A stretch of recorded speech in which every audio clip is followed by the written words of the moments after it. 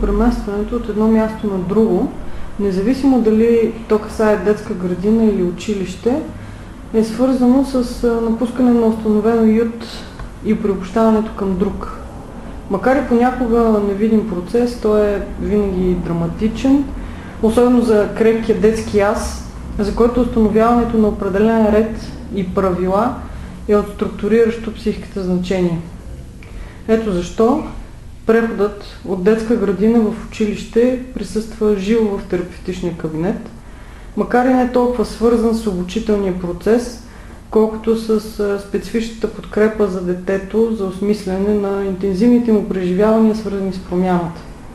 Това е един от аспектите на моята работа като психолог с Боби. За него училището предстои и той има нужда да се подготви за това. Не само от гледна точка на натрупване на знания и умения, които се изискват от него в класната стая, но и чрез работа за психологическите аспекти на това да бъде част от институция с различни правила и изисквания към него.